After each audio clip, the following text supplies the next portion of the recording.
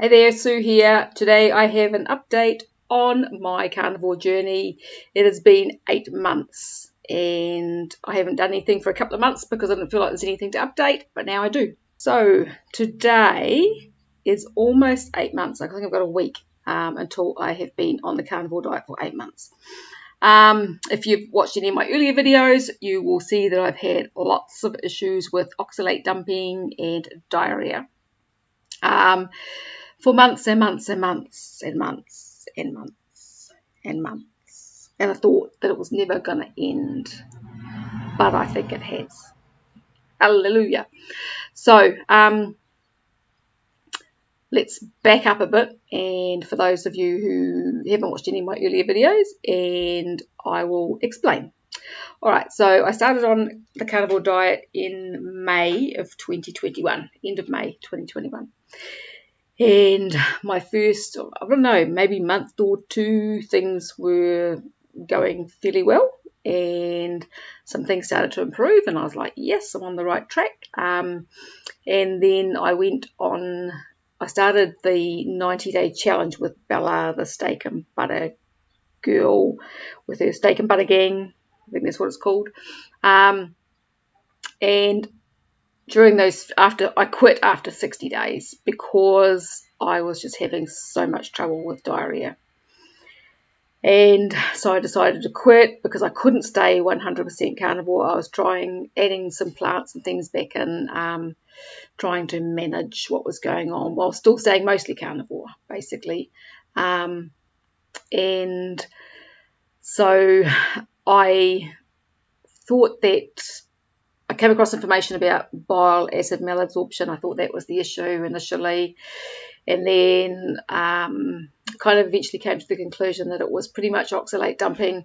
I've had a history of IBS diarrhea most of my adult life, really. And it's always been tied together with anxiety. And so, yeah, the one triggers the other. And it's just has always been a thing. And I've worked on my gut in the past for leaky gut and all that sort of stuff, but it's always just been the thing. So that was one of the things I was hoping to resolve with the carnivore diet.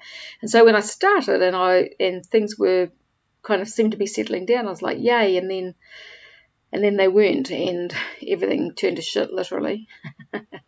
But I knew that I was on the right track because other things were sorting themselves out. So things like my blood pressure and blood glucose, some skin things, like little keratoses on my hands and bits and pieces, and just feeling stronger, building more muscle without even really exercising. So I knew I was on the right track, but it was just how to get this diarrhea thing to settle. So since I spoke to you last, what I did was I started taking ox bile and I started adding just a bit more plant foods back into my diet. So basically just potatoes. I was already doing some berries off and on, and so berries and potatoes basically. And between the ox bile and the potatoes, that seemed to really start settling things down. And then over Christmas, but I was still having problems because I'd be good for maybe 3 or 4 days, and then it would quite often be at dinner time because I went back to fasting most of the day and doing basically one meal a day or one meal and maybe a couple of snacks within a few hours. And so what I was finding was when I'd eat my meal at night sometimes, within 10 or 15 minutes, I would be flat out making it from my couch to the toilet, which is probably 5 meters away, and with just absolute liquid diarrhea. So it was like what I was eating was just going straight through, boom. And that would happen, and then I'd be okay for a couple of days. That was kind of really bothering me as well because it meant if I was eating out anywhere or anything, I wouldn't know whether that was gonna happen. So not that we eat out a lot, but it's just always kind of it's on your mind and it plays on your mind. So I had my parents over here at Christmas for just over a week, and my mum's had issues with IBS diarrhea really bad since she was in her 50s, and she's lots better now. And the thing that made the difference to her, which I'd kind of forgotten about, was a supplement called Gut Health by Nutralife. So this stuff here. So she had started taking that. She had a really bad episode with diarrhea for about 2 weeks and then ended up in hospital because she was so dehydrated. And when she got out of hospital, she still wasn't right. And then she had another episode, and she ended up going into their local health shop. And the woman in there recommended this product to her. So she took it for quite a few months. I can't remember how long. And she doesn't really have too much issue with diarrhea anymore. Her gut still isn't 100%. And I think that's because she eats too many plants myself now. But she doesn't have really any issue with diarrhea anymore. And so I had bought some of that when she first started taking it. And I tried taking it, but it made me really nauseous. And so I stopped. And then hubby, he was having some issues with his gut, so he ended up using most of the rest of it. And there was just a tiny little bit left in the container in the pantry. And so when Mum and Dad were here, she mentioned that again, and I thought, oh, maybe I might try that again. So I started taking it, and I'd just take it at night time before I went to bed so the nausea wouldn't be an issue. And I ordered some more. And so this is the new container that I ordered when they were here. And so I've been taking that since a little bit before New Year, so probably about 4 weeks now. And I have had no diarrhea for probably 3.5 weeks since I started taking it. And so I've ordered another two containers because I plan to take this for probably at least 6 months, I think. So this is it's an interesting product. Like, I have taken slippery elm off and on for years, and I'm a huge fan of slippery elm. This has slippery elm in it, but it has other things in it too. So I'll read out the ingredients. It has glutamine and slippery elm, and it has pectin, quercetin, Quercetin, Quercetin. I'm not sure how to pronounce that. Dehydrate, I think that is. Having trouble seeing my eyes. I'm getting new glasses. My eyes aren't too flash, and it's a little bit dark in here. Aloe vera. It has Cyanara,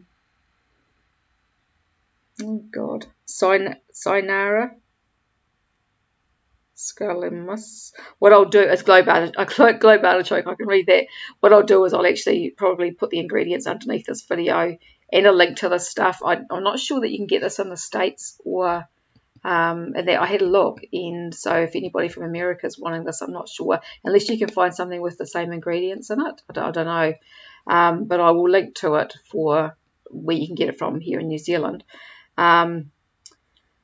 So it also contains globe artichoke, and then it contains marshmallow root, and it has zinc and an acidity regulator and some stevia and natural flavour. So that's what's in it. I'd rather not have the stevia and the natural flavour, but it's in it, and so that's just too bad. But it seems to be making a massive difference. And it doesn't make me nauseous anymore. So I don't know why it was doing that initially, but it doesn't seem to do that anymore. So I just take that once a day. And so I'm going to now, because I've been eating potato a few times a week, and I've been eating still some berries and stuff, and over Christmas you get into that mindset, oh well, I'm just having some plants, and so there's been just a little bit more kind of sneaking in. I've had a few some peaches the last few days because we've got peach trees and we've got grapevine. I'll do a video with my grapevine sometime soon and put that up. You want to see how many grapes are on that thing. And we've got feijoa bushes and oranges and mandarins, and a lemon tree and pears, all in our backyard. So I find it a bit hard to resist the peaches, and I'll probably find it hard to resist the grapes as well. But we'll see. But because I've been in that mindset, I'm eating some of this, so I've got a bit of oxalate in my diet and a bit of fibre that then to kind of settle things down. And then that's kind of becomes a thing that just, I haven't gone stupid on it, but it's just there's been a bit more in there than there probably should be. So I've also been drinking coffee, again, decaf. So I've got enough coffee to have a coffee tomorrow morning, and that's it. I'm going to slow right back on the potato. I might have maybe 1 or 2 a week, and just see how it goes, and like cut everything else back and try and get back to as close to 100% as I can, and see how it goes.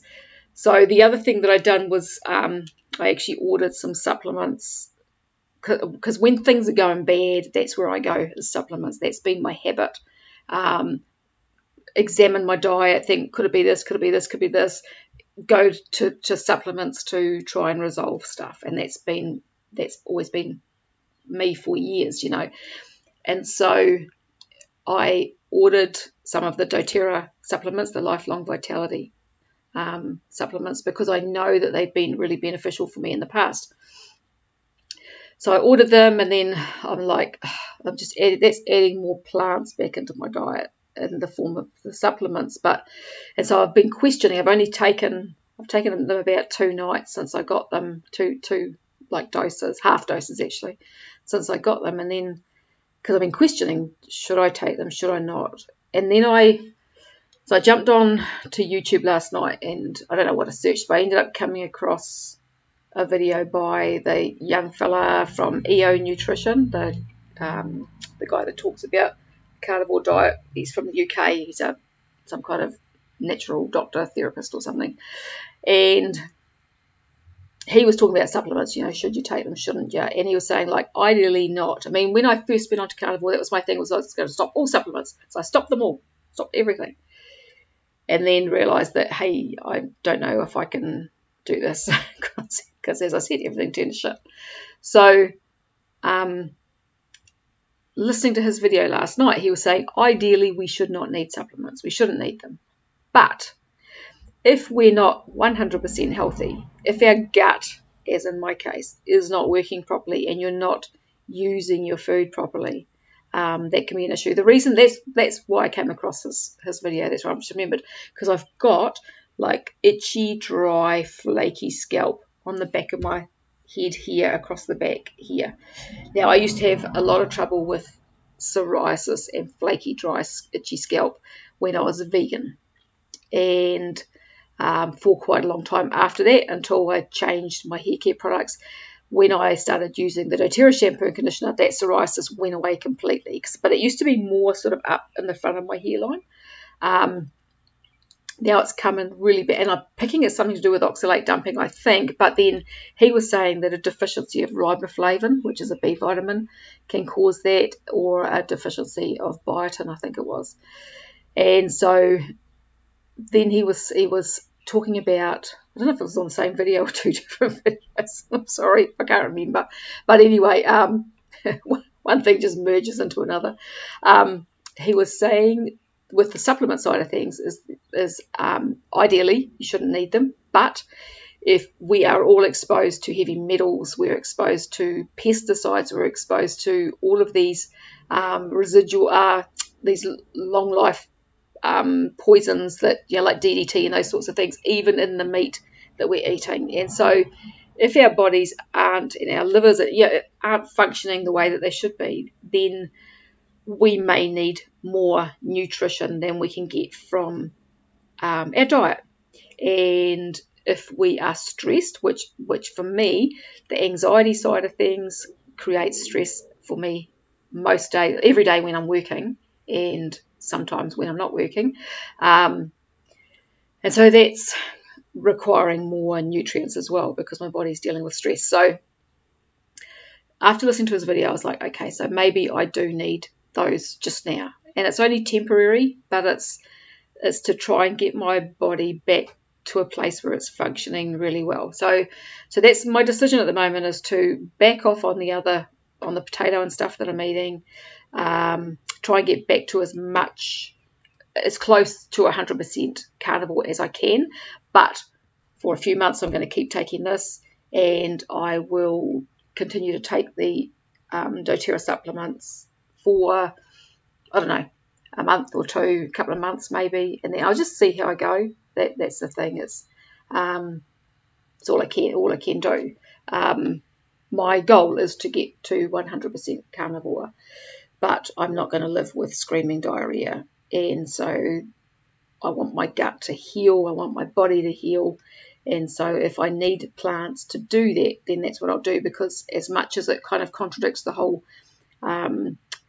theory behind the carnivore diet, my thoughts are that plants are medicines, and that's the way they should be used, not as food, but as medicines, for the most part anyway. And so that's something that I'm going to continue to take advantage of as long as I need it.